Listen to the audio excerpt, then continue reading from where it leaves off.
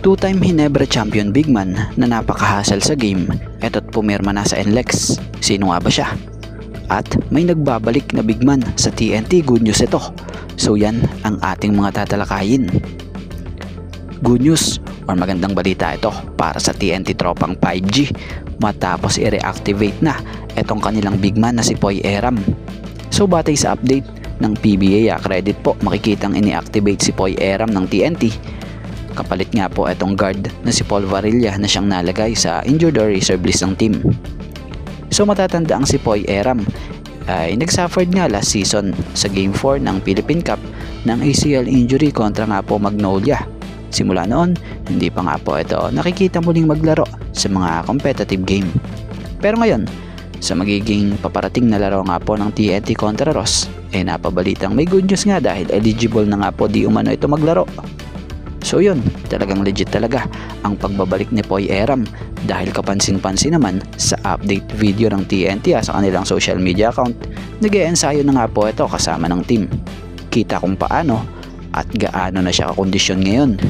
Malaking bagay din na nakabalik na si Poy Eram dahil makapagdaragdag nga ito ng boost ito para sa team, lalo pat need talaga nila ng bigman na makakatuwang o makakatulong nila Kelly Williams na siyang nagkakaedad na, ni MGR na siyang inaalalayan pa rin dahil sa fast injury na ito, at ang patuloy na hinahasa na si Henry Galinato.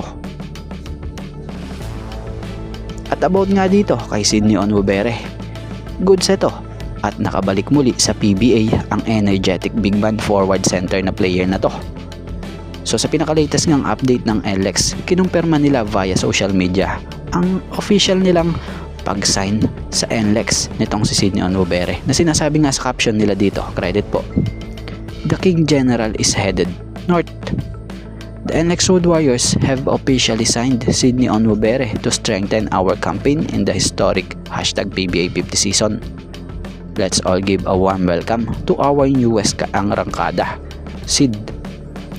So good news ito or goods ito, hindi lang kay Onwubere, maging sa NLEX Road Warriors, lalo't kailangan nila ng ganito talaga ka-hustle na bigman.